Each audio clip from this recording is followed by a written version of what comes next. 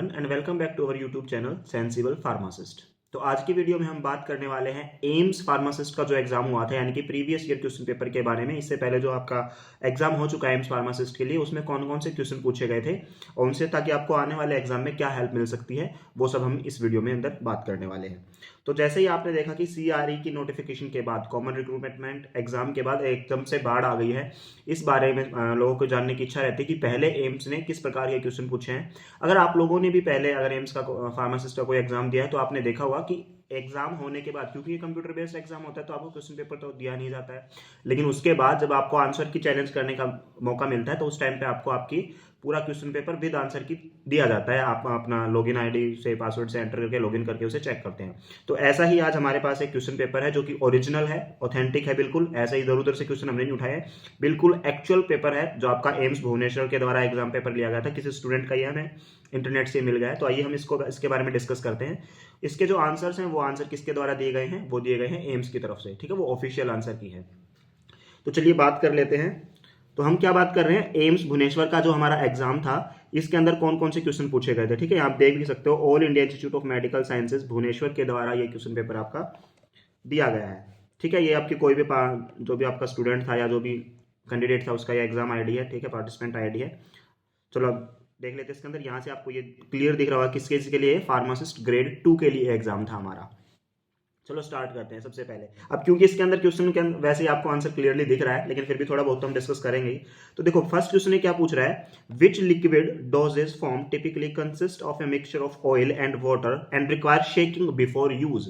इसमें दो चीजें ध्यान देने की है। इसने कहा कि इनमें से कौन सी डोजेज फॉर्म है जिसके अंदर ऑयल एंड वाटर का मिक्सचर होता है, एंड दूसरा क्या, शेकिंग बिफोर यूज। अब आपने बहुत सारी फॉर्मुलेशन के ऊपर ये लिखा देखा होगा, शेक वेल बिफोर यूज। अब शेक वेल बिफोर यूज तो सस्पेंशन के ऊपर भी लिखा होता है, लेकिन इसमें इन्होंने क्या बोला, दूसरी बात क्या थी कि मिक्सचर होना चाहिए किस किस का, ऑयल का एंड वाटर का, वाटर और ऑयल का मिक्सचर होना जरूरी है। तो इन चारों में से ना तो सॉल्यूशन के अंदर ऑयल एंड वाटर का मिक्सचर होता, क्यों, क्योंकि इसके अंदर ऑयल हमारा नहीं होता। इसके अंदर सॉल्यूशन क्या होता है, या तो दो लिक्विड को मिला दिया जाता है या फिर आपका लिक्विड के अंदर, यानी कि हम जिसे सॉल्वेंट बोलते हैं, सॉल्वेंट के अंदर सोल्यूट को डिसोल्व किया जाता है, उससे क्या बनता है, आपका सॉल्यूशन बनता है। सस्पेंशन भी नहीं, सस्पेंशन के अंदर क्या होते हैं, आपके कोलाइडल सॉल्यूशन होते हैं एक प्रकार के, उसे मिक्स किया जाता है। और एलिक्सर, एलिक्सर क्या होता है आपका, एलिक्सर एक आपका अल्कोहल बेस्ड लिक्विड होता है जो जनरली आपका जो है टेस्ट को मास्क करने के लिए यूज किया जाता है, लिक्विड डोसेज फॉर्म है ये। तो इसके अंदर सिर्फ इमल्शन ही ऐसा बचता है जिसके अंदर ऑयल एंड वाटर का मिक्सचर होता है। अब आपने सुना भी होगा अगर आपने पढ़ा है तो, ये oil in water based emulsion and water in oil based emulsion, दो प्रकार के होते हैं ना, जिसके अंदर ऑयल को डिसोल्व किया जाता है, वाटर के अंदर वो क्या होता है आपका, वो होता है आपका ऑयल इन वाटर, और जिसमें वाटर को ऑयल के अंदर डिसोल्व किया जाता है वो होता है आपका वाटर इन ऑयल, ठीक है। तो दो होते हैं आपको, oil in water and water in oil, ठीक है। ये था आपका फर्स्ट क्वेश्चन। चलिए अब सेकंड क्वेश्चन की तरफ बढ़ते हैं। सेकंड क्वेश्चन यहाँ पे है, which organ produce hydrochloric acid and pepsin for protein digestion. अब डाइजेस्टिव सिस्टम से क्वेश्चन पूछा गया आपका कि सबसे पहली बात है आपके डाइजेस्टिव सिस्टम के किस पार्ट के अंदर HCl रिलीज होता है, और दूसरा क्या है जहां पे आपका क्या हो, प्रोटीन डाइजेशन भी होता हो। तो प्रोटीन डाइजेशन कहां होता है आपका, स्टमक के अंदर होता है। और चलो ये भी अगर आपको नहीं पता है तो यहां से डायरेक्ट पता है आपको कि HCl आपका स्टमक ही रिलीज करता है, तो इसका एग्जैक्ट आंसर क्या रहेगा, आपका स्टमक रहेगा। डायरेक्ट क्वेश्चन पूछा गया आपका, ये आपके 11th क्लास के लिए NCERT बायोलॉजी से क्वेश्चन उठाया गया है। चलिए बढ़ते हैं नेक्स्ट क्वेश्चन की तरफ। थर्ड क्वेश्चन है हमारा, which of the following sexually transmitted disease, STD के बारे में बात कर रहा है, is caused by bacterium and can lead to the chronic pelvic pain and fertility issues if left untreated. इनमें से कौन सी ऐसी STD है, पहले इन्होंने क्या मेंशन कर दिया कि ऐसी कौन सी डिजीज जो कैसे सेक्सुअली ट्रांसमिटेड है, अगर उसे अनट्रीटेड छोड़ दिया जाए, यानी कि उसे ट्रीट नहीं किया जाए, ठीक नहीं किया जाए, तो उससे क्या हो सकता है, क्रोनिक पेल्विक पेन, पेल्विक आपके रीजन के अंदर पेन हो सकता है जो धीरे धीरे बढ़ेगा, और फर्टिलिटी इशू हो सकते हैं, यानी कि फर्टिलाइजेशन के अंदर प्रॉब्लम आएगी, कंसीव करने में प्रॉब्लम आएगी। और दूसरा इन्होंने ये भी बता दिया कैसा है, ये बैक्टीरियम है, बैक्टीरिया के द्वारा फैलाया जाता है। तो अगर ये सिर्फ एक ही चीज पे भी आप ध्यान देते हो ना, बैक्टीरियम वाले पे, तो यहां से पता चल जाएगा आपका जो पहला ऑप्शन है वो नहीं है, क्यों, क्योंकि वायरस के द्वारा हो रहा है। सेकंड ऑप्शन ये भी नहीं है, क्यों, क्योंकि वायरस के द्वारा फैल रहा है। थर्ड ऑप्शन भी नहीं है, क्यों, क्योंकि ये भी वायरस के द्वारा फैल रहा है। तो बचा एक ही ऑप्शन, और वो आपका क्या रहेगा, क्लेमाइडिया, ठीक है। तो यहाँ से आप इसका आंसर भी ढूंढ सकते थे अगर आप स्मार्ट तरीके से चलते हो। अगर आपको नहीं भी पता है कि इस डिजीज के बारे में ऐसी कौन सी है, तो यहाँ से आप उठा सकते हो कि बैक्टीरिया से तो ये फैलने वाली डिजीज पूछी गई है, बाकी तीन ऑप्शन तो हमारे वायरस के हैं। क्लियर है। चलो अब नेक्स्ट क्वेश्चन पे पहुंचते हैं। Which organ system is responsible for supporting the body, support करता है हमारी बॉडी को, प्रोटेक्टिंग इंटरनल ऑर्गन, अंदरूनी जो हमारे अंग हैं उनको प्रोटेक्ट करके रखता है, एंड फैसिलिटेटिंग मूवमेंट, हमारे मूवमेंट के अंदर हेल्पफुल होता है। ठीक है, तो हमारे शरीर का ढांचा किससे बना है? स्केलेटल सिस्टम से बना है, हड्डियों से बना है, बोन से बना है। जो प्रोटेक्ट करता है हमारी बॉडी को, इंटरनल ऑर्गन उसके अंदर पैक है। अब आपका जो हार्ट कहाँ है? आपकी रिब्स के अंदर कवर्ड है। आपका लंग्स कहाँ का है? आपकी रिब्स के अंदर है ना। तो और क्या करता है? फैसिलिटेटिंग मूवमेंट, आपकी मूवमेंट के अंदर हेल्प करता है, चलने फिरने में, अलग अलग बॉडी मूवमेंट्स में हेल्प करता है। तो जाहिर सी बात है इसका आंसर आपका क्या रहेगा? Skeletal system. ठीक है भाई, move to next question. Which of the following is not a common surface infection caused by bacteria? इनमें से कौन सा एक कॉमन सरफेस इन्फेक्शन नहीं है जो एक बैक्टीरिया के द्वारा कोज किया जाता है? कौन सा नहीं है?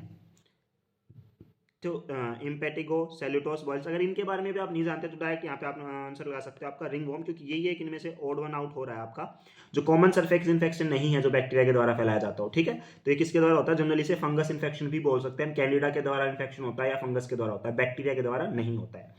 तो ये भी ऑड वन आउट पिछले क्वेश्चन की तरह आप इसको निकाल सकते हो। ठीक है भाई, move to next question. Which of the following is an common example of an antibiotic? इनमें से कौन सा एक एग्जाम्पल आपका एंटीबायोटिक का है? तो देखो, ब्रूफेन एंड एस्प्रिन क्या है? आपकी नशेड्स हैं। ठीक है, पेन किलर के तौर पे यूज की जाती हैं। एंटीहिस्टामिन, एंटीहिस्टामिन क्या होता है? आपका एंटी एलर्जिक ड्रग है। ठीक है, कब ली जाती है? एलर्जी के अंदर ली जाती है। तो बचा के आपका पेनिसिलिन, और पेनिसिलिन आपका क्या है? Direct antibiotic. जिन्होंने एंटीबायोटिक वाला चैप्टर पढ़ा होगा वो उसको डायरेक्ट भी कर सकते हैं, लेकिन जिन्होंने अभी तक वो नहीं पढ़ा होगा वो इन तीनों को नेग्लेक्ट करके हमारा जो फोर्थ बचता है वो आंसर होगा उस तरीके से निकाल सकते हैं। ठीक है, तो पेनिसिलिन आपका कौन सा एंटीबायोटिक होता है?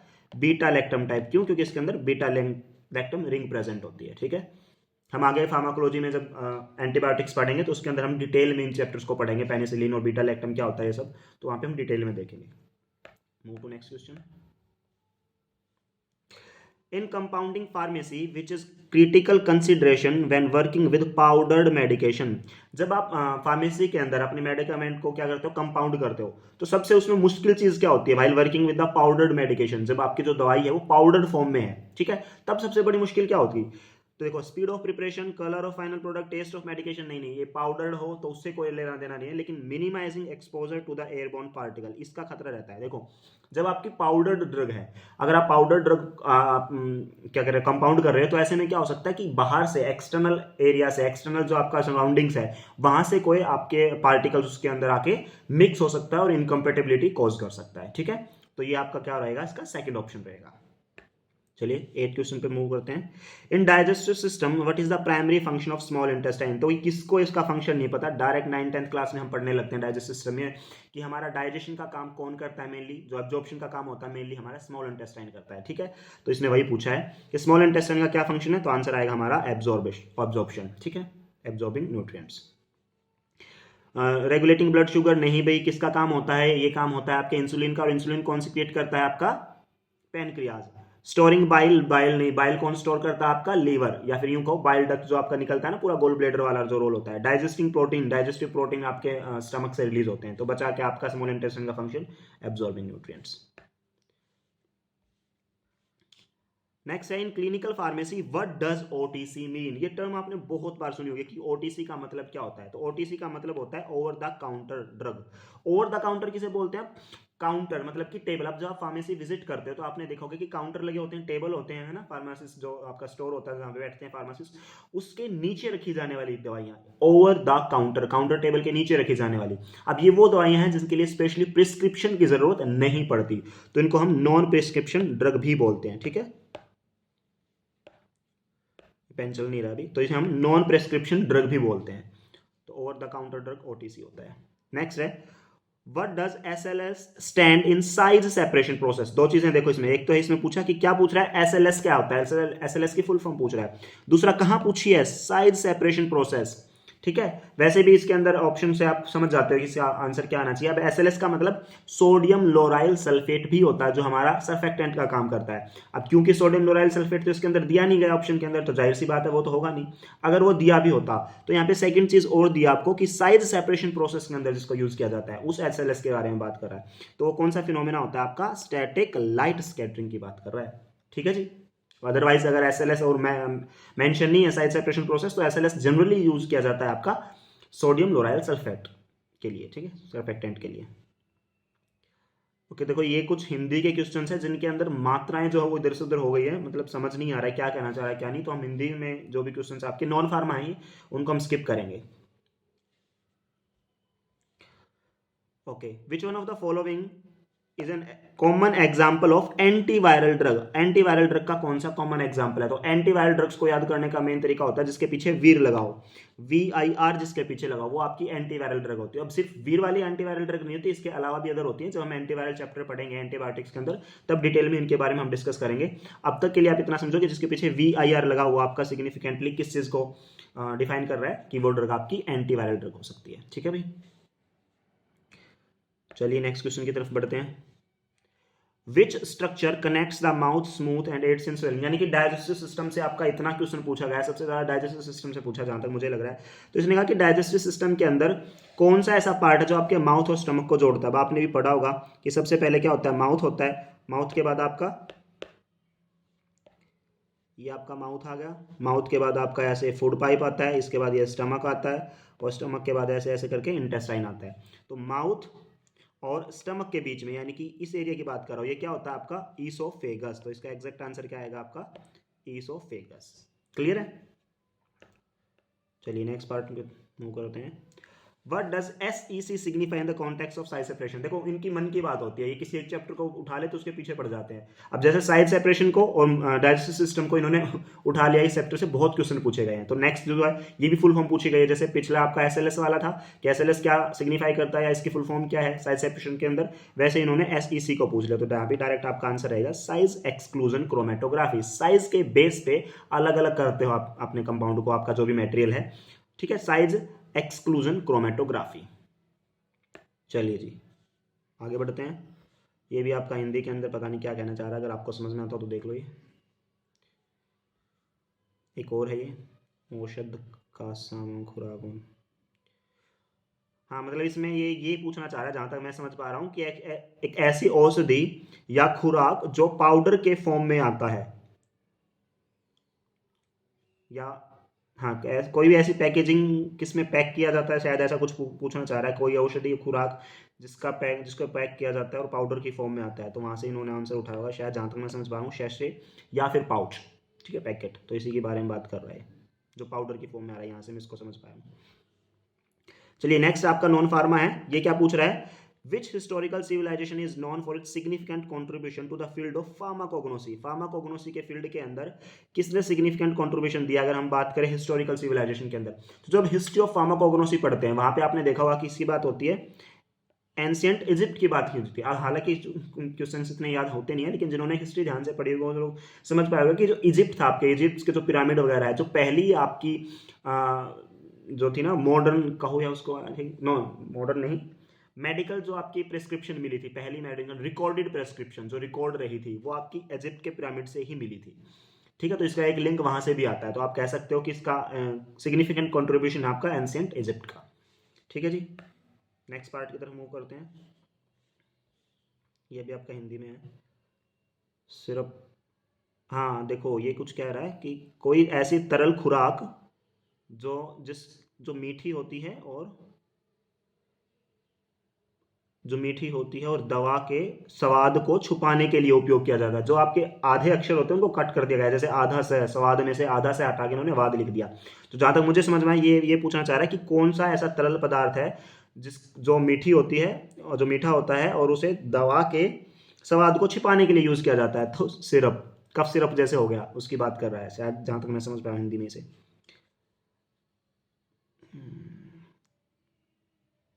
ओगन नाइजंग, पता नहीं, देख लेना भाई ये क्या है। हाँ जी 20 क्वेश्चन पे जाते हैं, 20th के ऊपर। Which of the term what is the term for the ability of microorganism to resist the effect of antimicrobial drug? यानी कि ये कहना चाह रहा है कि हम कौन सी उस टाइम पे टर्म यूज करेंगे जब हमारी एंटी माइक्रोबियल का इफेक्ट आना बंद हो जाए किसी माइक्रो ऑर्गेनिज्म पे। एंटी माइक्रोबियल मतलब एंटी मतलब अपोजिट, माइक्रोबियल मतलब माइक्रोब के अपोजिट जो काम करे, उस ड्रग की बात कर रहा है, यानी कि आपकी जनरली एंटीबायोटिक की बात कर रहा है। तो जब एंटीबायोटिक का इफेक्ट माइक्रो ऑर्गेनिज्म पे आना बंद हो जाए, उस प्रोसेस को हम क्या कहते हैं? रेजिस्टेंट, कि वो रेजिस्ट कर गया, अब उसके ऊपर जो है उसने म्यूटेट कर लिया, अब उसके ऊपर उस दवाई का कोई असर नहीं होने वाला है। तो उस प्रोसेस को या फिर उस टर्म को हम क्या कहते हैं? रेजिस्टेंट। नेक्स्ट फिर से हिंदी का है भाई, ये भी मेरे को नहीं समझ में आ रहा, देख लेना आप। कोई STD ड्रग, उसके डिजीज़ के बारे में बात कर रहा है, जिसकी वजह से क्या होता है, आपका जीवाणु शॉइड। बाकी 3 डिजीज मुझे समझ आ रही हैं, पहली लेशमानिया है, तीसरी गोनेरिया है, फोर्थ सिफिलिस है। ये सेकंड वाली ही नहीं समझ में आ रही और यही इसका आंसर है। टेलीकॉम सी का उपयोग मुख्यतः किसके लिए किया जाता है? दवा वितरण के लिए, शायद ये यही कहना चाह रहा होगा। तो ये भी एक हिंदी क्वेश्चन है, देख लेना क्या है, जान तो मुझे नहीं पता ये, क्योंकि समझ नहीं आ रहा ना, क्योंकि कुछ वर्ड जो है मिस हैं, इसलिए समझ नहीं आ रहा, इसलिए नहीं कि मेरी हिंदी नहीं है, हिंदी बहुत अच्छी है। चलिए जी 23rd क्वेश्चन पे बात करते हैं, क्या कह रहा है ये। Which component of the central nervous system is responsible for the processing sensory information higher order thinking? Direct question पूछ लिया गया आपके CNS से, आपके ब्रेन से पूछा गया है कि हमारे ब्रेन का कौन सा पार्ट या हमारे CNS का कौन सा पार्ट इस चीज के लिए रिस्पॉन्सिबल है कि जो सेंसरी इन्फॉर्मेशन को प्रोसेस करता है। तो देखो 2 बड़े पार्ट होते हैं हमारे, एक तो होता है हमारा सेरेब्रम और एक होता है हमारा सेरेब्रम। जो लार्जेस्ट पार्ट होता है वो हमारा होता है सेरेब्रम, ठीक है। और सेरेब्रम जो पीछे आपके ईयर के जो पीछे प्रेजेंट होता है वो होता है आपका सेरेब्रम, यानी कि सेरेब्रम थोड़ा सा छोटा होता है कंपेरेटिव टू सेरेब्रम, ठीक है। अच्छा, अब इसने कहा कि कौन सा सेंसरी इंफॉर्मेशन के लिए रिस्पॉन्सिबल है, तो भाई सेरेबेलम जो होता है ये हमारा मोटर के लिए होता है, इसको आप ऐसे याद रखना। ये पेन भी सिलेक्ट नहीं हो पा रहा अब। तो सेंसरी हमारा मोटर के लिए होता है, सॉरी सेरेबेलम हमारा मोटर के लिए होता है और सेरेबरम ये हमारा सेंसरी के लिए होता है। और सेंसरी इन्होंने पूछा है, तो इसके लिए कौन सा हमारा रिस्पॉन्सिबल रहेगा? सेरेब्रम। और हाई ऑर्डर थिंकिंग के लिए यही हमारा रिस्पॉन्सिबल होता है और largest part of our brain होता है। चलिए नेक्स्ट क्वेश्चन पे मूव करते हैं। Which type of the infection is caused by a fungus and often affects the feet leading to itching and peeling skin? यानी कि ये पूछा है कि कौन सा इनमें से एक फंगल इन्फेक्शन है, यहीं पे सारी बात खत्म हो जाती है। इसमें पूछ दिया कि जो फंगस के द्वारा कॉज किया जाए, तो फंगस के द्वारा कॉज किया जाता है तो कौन सा हमारा फंगल इन्फेक्शन कहेंगे उसे। बैक्टीरिया से होता तो बैक्टीरियल बोलते, पैरासाइट से होता तो पैरासाइटिक बोलते, और अगर वायरस से होता तो वायरल इन्फेक्शन बोलते। तो अब इन्होंने यहीं पे क्वेश्चन खत्म कर दिया, हालांकि आगे पढ़ने की जरूरत थी नहीं। Which often affects the feet and leading to itching and peeling skin, यानी कि जो आपके फिट्स के अंदर हो सकता है, ईचिंग कॉज करता है और स्किन पील कर सकती है, उखड़ सकती है, ठीक है। तो फंगस ही आप समझ सकते थे कि फंगल इन्फेक्शन के बारे में बात कर रहा है। वीडियो थोड़ी लंबी हो रही है तो जल्दी जल्दी करते हैं खत्म इसे। What does NPO mean when written on the patient chart or order? Prescription के अंदर NPO का क्या मतलब होता है? जब आप लैटिन टर्म पढ़ते हो तो वहां से भी इनको याद करते हो, फर्स्ट सेमेस्टर के अंदर ही आती है बी फार्मा के अंदर। तो NPO का मतलब होता है नथिंग बाय माउथ, माउथ से आपको कुछ भी नहीं लेना है, ठीक है। कोई भी जो आपको प्रिस्क्रिप्शन पे कुछ ड्रग दी है, फॉर एग्जाम्पल आपको क्रीम दी गई है, ऑइंटमेंट दिया गया है अलग से लगाने के लिए, जेल दिया गया है, स्प्रे दिया गया है, तो वहां पे NPO मेंशन होता है कई बार, नथिंग बाय माउथ, यानी कि माउथ से आपको कुछ भी नहीं लेना है।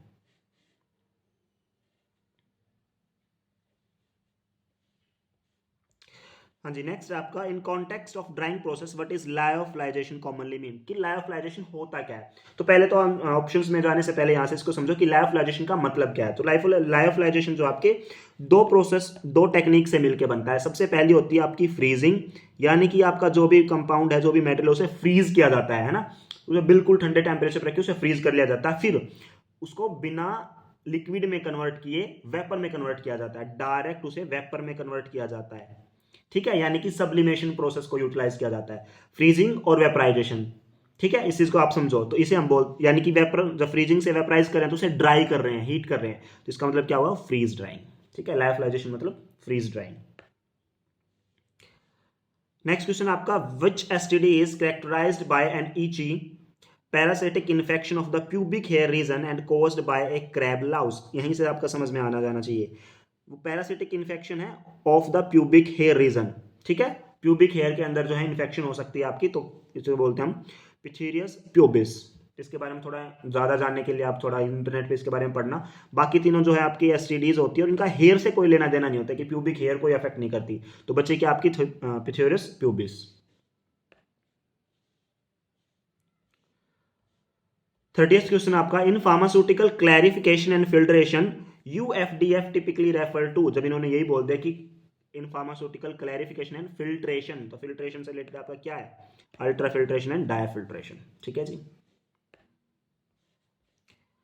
नेक्स्ट आपका, which drug classification include medicament that are used to treat and prevent nausea and vomiting? मतलब वो ड्रग्स आपकी जो सर्जरी के दौरान या फिर कीमोथेरेपी के दौरान, किसी भी टाइम के दौरान जब आपकी नोजिया और वॉमिटिंग, उल्टी को रोकने के लिए दी जाती है, जी में चलाने को रोकने के लिए दी जाने वाली ड्रग्स को हम क्या कहते हैं? डायरेक्ट क्वेश्चन है भाई ये भी, एंटी एमेटिक्स, ठीक है। एंटी डिप्रेसेंट जो डिप्रेशन को कम करने के लिए दी जाती है, एंटी फंगल जो फंगल इन्फेक्शन को ट्रीट करने के लिए दी जाती है, एंटी पायरेटिक्स जो आपके बुखार को कम करने के लिए दी जाती है। तो बच्चे क्या आपके एंटीएमेटिक्स। नेक्स्ट आपका what role does chromatography play in pharmacognosy. Pharmacognosy के अंदर क्रोमेटोग्राफी का क्या रोल है। अब क्रोमेटोग्राफी होती क्या, क्रोमा मतलब कलर, कलर के बेसिस पे आप जो है कंपाउंड्स का सेपरेशन करते हो। एक मिक्सचर है, सॉल्यूशन है जिसके अंदर बहुत सारी चीजें मिक्स हैं, आप उसका पेपर या जो भी क्रोमेटोग्राफी रन करते हो तो उससे क्या होता है, कलर के बेसिस पे उनकी जो है सेपरेशन होती है। ठीक है, तो इन्होंने क्या कहा, देखो identifying and separating chemical components of natural products, उन्हें अलग अलग सेपरेट करते हो और सेपरेट करके उन्हें आइडेंटिफाई कर सकते हो कि क्या क्या इसके अंदर प्रेजेंट था।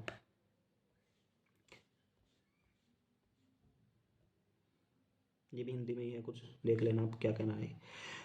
Which management theory emphasize the importance of human relation and employee motivation? इनमें से कौन सी थ्योरी ऐसी है जो ह्यूमन रिलेशन और एम्प्लॉय मोटिवेशन पे काम करती है। नॉन फार्मा रिलेटेड, मुझे भी इसके बारे में नहीं पता था, अभी मैंने चेक किया इसके बारे में कि एल्टोन, मैंने डायरेक्ट आंसर ही डाला कि एल्टोन मायो थ्योरी होती क्या। तो एल्टोन मायो थ्योरी क्या बताती है कि किस प्रकार ह्यूमन रिलेशन किसी की जॉब के अंदर एम्प्लॉय को मोटिवेट करने में हेल्प करते हैं। ये आपके एल्टोन मायो ने थ्योरी दी, यानी कि जैसे अगर आप किसी भी एम्प्लॉय को उसको काम के लिए अप्रिशिएट करते हो, उसे प्रमोशन देते हो, उसका इंक्रीमेंट करते हो, तो ये सारी की चीज़ें उसे क्या करती है, मोटिवेशन प्रोवाइड करती है, मोटिवेशन देती है उसे, जिससे उसका जो है जॉब के अंदर और अच्छा उसका जो आउटकम है, आउटपुट है वो मिलता है। तो ये किसने दिया था, एल्टोन मायो थ्योरी ने दिया था। ज़्यादा डिटेल में जानने के लिए इन थ्योरी को आप चेक कर सकते हैं, इंटरनेट के ऊपर ही अवेलेबल है। नॉन फार्मा से क्वेश्चन आपका ये, Which financial statement represent a company's financial position at a specific point in a time, कि किसी एक टाइम पे कैश वो फाइनेंशियल स्टेटमेंट जो ज़रूरत पड़ती है या रिप्रेजेंट करती है किसी भी कंपनी की फाइनेंशियल पोजीशन को। तो इसके बारे में आपने बहुत बार सुना होगा ना कि उसे क्या बोलते हैं, बैलेंस शीट। बैलेंस शीट हमें क्या बताती है, हम कितना खर्च कर रहे हैं और कितना हम कमा पा रहे हैं, उसे हम बोलते हैं बैलेंस शीट। उन सब का जो लेखा जो होता है, खाता होता है, उसे हम बोलते हैं बैलेंस शीट, जो हमें बताते हैं कि हमारी कंपनी अभी लॉस में चल रही है या फिर हम फायदे में चल रहे हैं। Next is what is the primary purpose of adding alcohol to a liquid oral dosage form such as tincture. ठीक है, तो इनके अंदर जैसे टिंक्चर है, तो टिंक्चर के अंदर अल्कोहल को ऐड करने से क्या बेनिफिट होता है। तो ये क्या कह रहा है, आंसर आएगा टू प्रिजर्व द मेडिकेशन। अब उसके अंदर जो मेडिकेशन है यूज की गई है, यानी कि प्रिजर्वेटिव का काम करेगा, है ना, उसे बचा के रखेगा, वो एक्सप्लॉइट होने से, स्पॉइल्ड होने से, उसे खराब नहीं होने देगा। Which hormone is responsible for stimulating uterine contraction during childbirth and milk ejection during the breastfeeding? तो कौन सा हार्मोन ऐसा है जो रिस्पॉन्सिबल होता है आपका यूट्राइन कॉन्ट्रैक्शन के लिए। देखो यहाँ पे मिल्क इजेक्शन कहा है ना, मिल्क प्रोडक्शन नहीं कहा। अगर यहाँ पे मिल्क प्रोडक्शन आ जाता तो आंसर होता प्रोलैक्टिन, लेकिन सिर्फ मिल्क प्रोडक्शन या मिल्क इजेक्शन के अलावा यहाँ पे इन्होंने कहा है कि जो स्टिमुलेट करना है यूट्राइन कॉन्ट्रैक्शन को, यूट्रस के अंदर जो कॉन्ट्रैक्शन कोज करता है, तो अकेला कौन सा होता है, वो ऑक्सीटोसिन, इसका आंसर आएगा। ठीक है, जब प्लेसेंटा से ऑक्सीटोसिन रिलीज होता है तो सिग्नल देता है कि भाई अब बेबी को डिलीवर होना है, और यूट्रस के अंदर कॉन्ट्रैक्शन क्रिएट करता है, स्ट्रॉन्ग कॉन्ट्रैक्शन। सबसे पहले क्या होता है, बेबी जो है राउंड लगाता है यूट्रस के अंदर, और फिर उसका एक ऑक्सीटोसिन और रिलीज होता है, जिसकी वजह से क्या होगा, कॉन्ट्रैक्शन होगी। फिर एक और राउंड लगाता है, लेकिन उसका टाइम कम होने लगता है, यानी कि पहला राउंड अगर उसका 1 आवर में लगाया था उसने, तो अगला 30 मिनट के अंदर वो लगाता है। ठीक है, तो इस प्रकार से टाइम कम होता रहेगा और ऑक्सीटोसिन और स्ट्रॉन्ग होता रहेगा। तो एक टाइम ऐसा आएगा जब ऑक्सीटोसिन का लेवल बहुत ज्यादा हो जाएगा और स्ट्रॉन्ग कॉन्ट्रैक्शन की वजह से बेबी डिलीवर हो जाता है। ठीक है, तो इसके अंदर रोल किसका होता है, ऑक्सीटोसिन का। और मिल्क की अगर बात करें तो मिल्क प्रोडक्शन में हेल्पफुल होता है हमारा प्रोलैक्टिन, और मिल्क इजेक्शन में हेल्पफुल होता है हमारा ऑक्सीटोसिन। नेक्स्ट क्वेश्चन आपका, what does COI stand in the legal ethics. भाई जब लीगल बात ही कर ली तो सिंपल सी बात है, कॉन्फ्लिक्ट ऑफ इंटरेस्ट ही होगा इसका मतलब आंसर। ठीक है, तो COI का मतलब होगा conflict of interest. In clarification and filtration process the acronym PP commonly represent. तो PP क्या होता है आपका, तो PP रिप्रेजेंट कर रहा है पॉलीप्रोपाइलिन। पॉलीप्रोपाइलिन क्या आता है आपका, एक प्रकार का मटेरियल होता है प्लास्टिक बेस, जिससे आपके अलग अलग चीज़ें बनाई जाती है, मेडिकल प्रोडक्ट्स बनाए जाते हैं, जैसे सूचर्स होते हैं आपके, टाके जो आप लगाने के लिए यूज़ करते हो। ठीक है, तो वो क्या होते हैं, पॉलीप्रोपाइलिन की भी वो भी बनते हैं, सूचर्स भी बनते हैं। ठीक है, तो PP को ये वही होता है आपका। तो 40 क्वेश्चन हमने डिस्कस कर लिए, इससे ज़्यादा हम कर नहीं सकते क्योंकि वीडियो ज़्यादा लंबी हो जाती है और एक हम थोड़ा एडिटिंग में प्रॉब्लम आ सकती है, तो इसलिए जो है हम 40 क्वेश्चन ही रखते हैं। जो बाकी बचे हुए क्वेश्चन है हमारे, वो हम नेक्स्ट पार्ट, सेकंड पार्ट के अंदर लेके आएंगे। अगर सेकंड में भी कवर नहीं होते तो हम थर्ड पार्ट में लेके आएंगे। नेक्स्ट वीडियो आपको कल दोपहर तक मिल जाएगी। ठीक है, अभी तक के लिए इतना आई थिंक बहुत रहेगा। तो अगर आपको वीडियो पसंद आई और अगर आपको ये हेल्पफुल लगी किसी भी प्रकार से, तो प्लीज़ इसे अपने दोस्तों के साथ शेयर करें, अपने ग्रुप के अंदर, अपने व्हाट्सएप ग्रुप जो भी आपने बनाए हुए हैं अपने दोस्तों के साथ जरूर शेयर करें जो इस फॉर्म को फिल करने वाले हैं। और अगर किसी भी क्वेश्चन के अंदर आपको कोई भी प्रॉब्लम आई समझने में या आपको एक्सप्लेनेशन कम लगा, अगर आप जानना चाहते हैं तो कमेंट बॉक्स में हमसे पूछ सकते हैं। वीडियो में अंत तक बने रहने के लिए आपका बहुत बहुत धन्यवाद। Thank you so much.